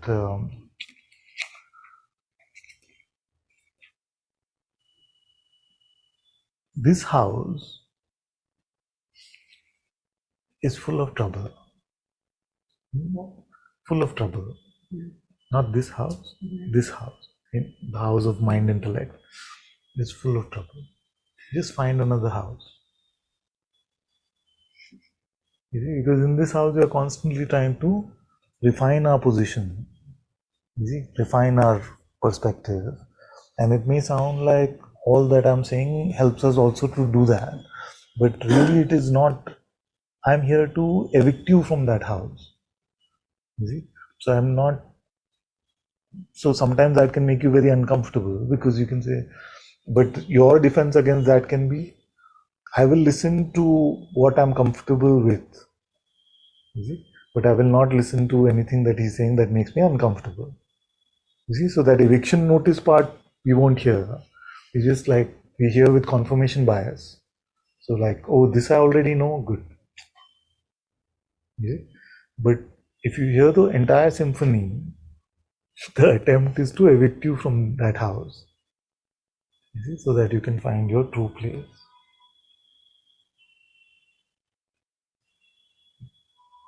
So love the parts which you hate in satsang. And the part that you already love, you love anyway.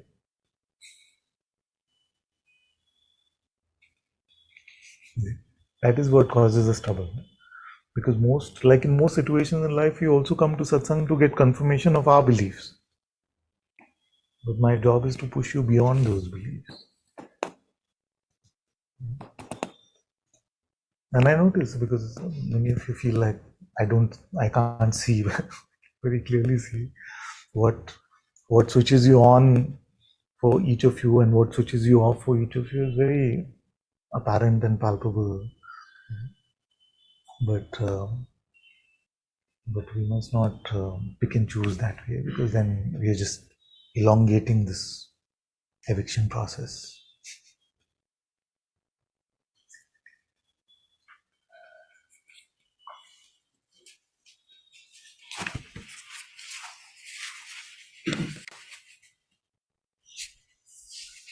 Father, I just wanted to share my situation. See, I'm not able to connect in any way with the concept of God. Although I am surrounded by people who, for example, in my family, my wife is a very devout person. And so a lot of pujas, etc. happening in my environment. I have nothing against them. I have nothing for. So it is not a problem for me actually. In the sense when I come here for satsang, what I value is your presence and how in your presence my thoughts go down and I'm able to recognize awareness in myself within in your presence.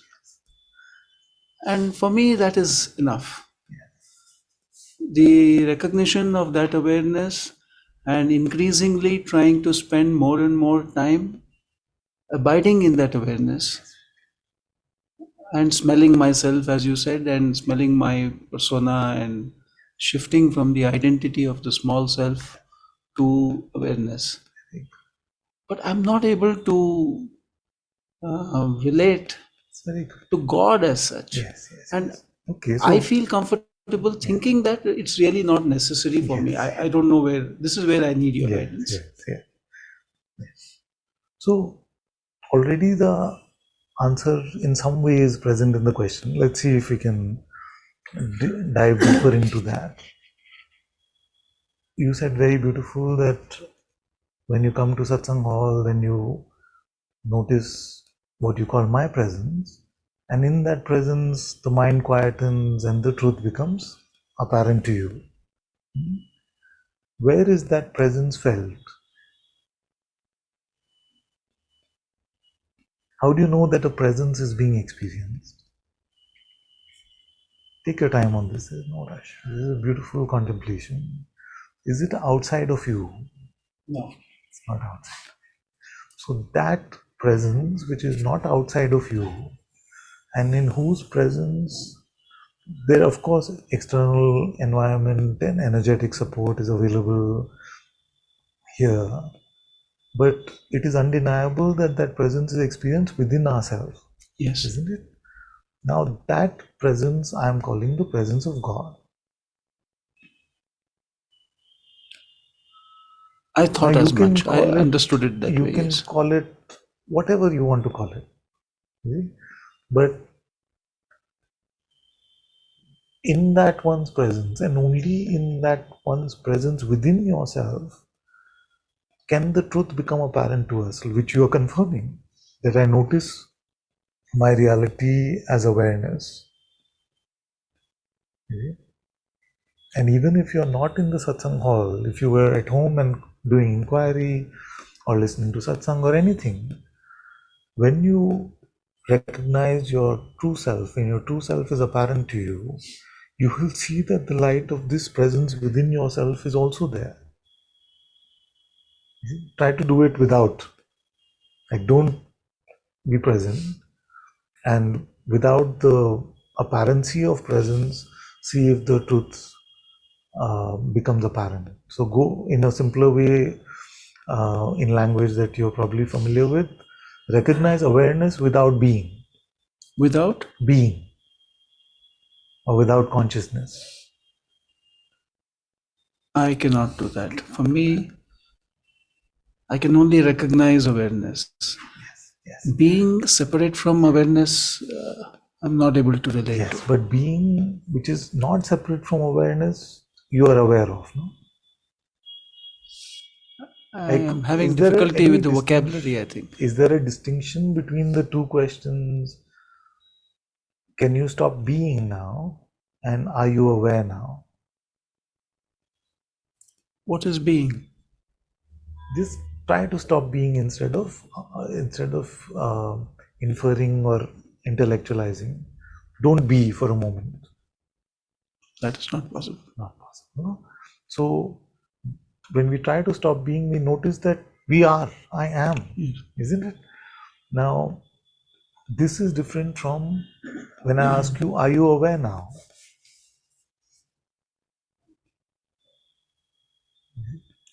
It is not different in actuality, but different in quality. You see, so that is the difference between saguna and nirguna, between primordial and that which is beyond being and not being. You see? So the difference between I amness or Om and that which is the source of even this immaculate conception is not in actuality, because it is I which is am. I am. It is not you are. Nobody wakes up in the morning and says, you woke up. I woke up. So what wakes up? The sense of existence, I amness. You see? So this that wakes up is God.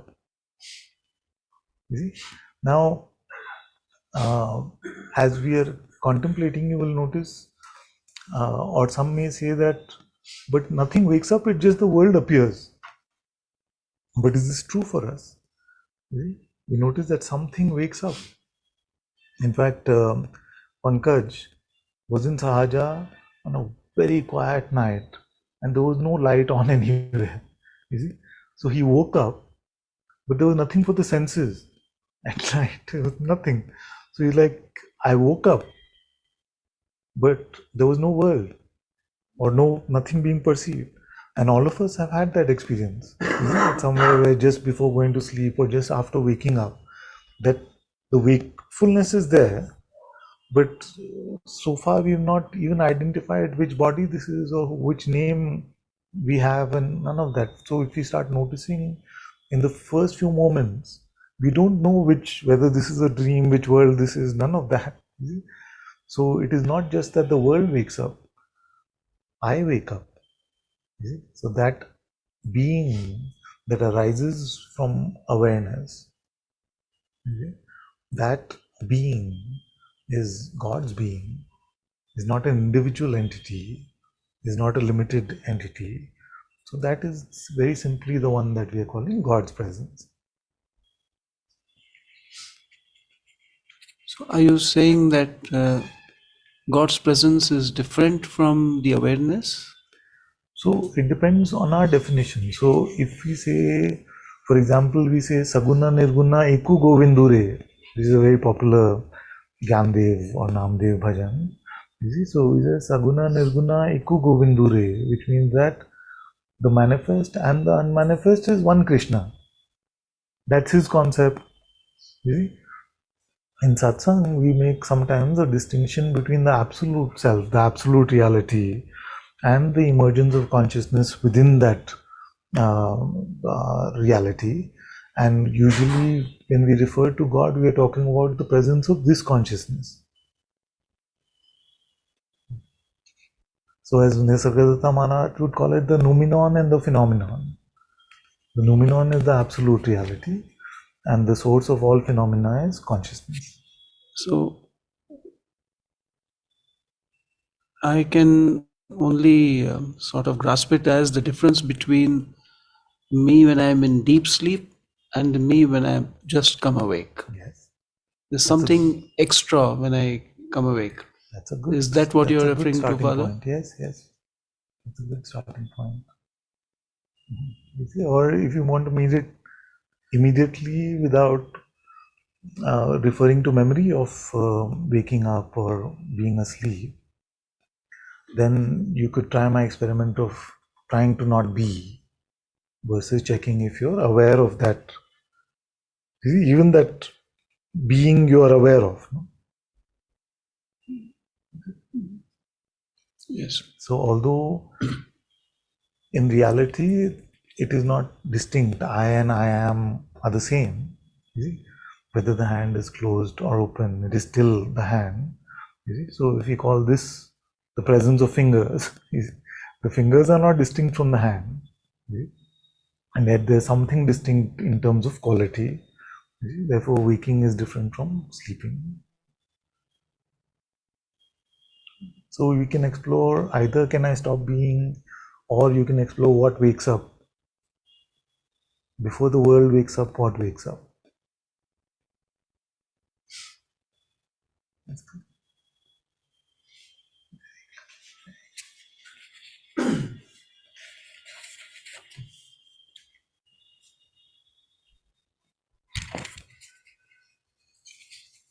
Okay, I feel like you have a question? Anybody has a last question? I was just going to say that I feel enough we answered today. We can just sit quietly for a bit, but unless this last one, Anup has one? No. Give it to Shiv. Oh, that spiritual ego thing, Father. I think this is one of those questions, it's a why question and doesn't have an answer, maybe. But I would spend like smoking up and then thinking I'm God and so much things. After smoking up, you think you're God? Not now, before meeting you. I went through all that spiritual ego stuff. And just I'm like wondering why didn't I get any clue from God? That that's... The clues are always there. You can never say that God never gave us a clue. But it's that whole nudge, push thing. So we become so attached to being right and knowing stuff, that we don't notice the nudges, then the push has to come. But life is always showing us.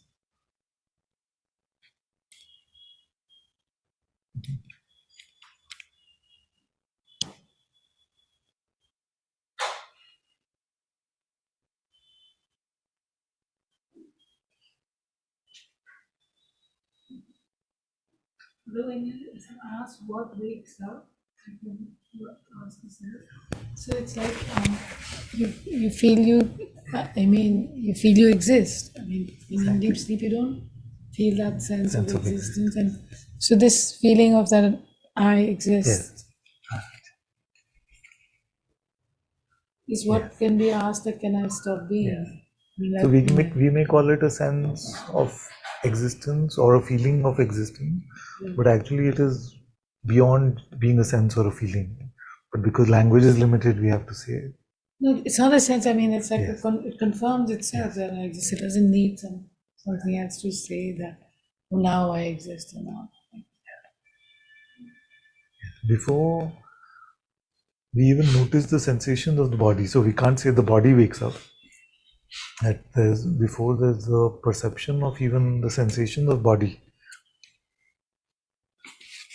I wake up to notice even that.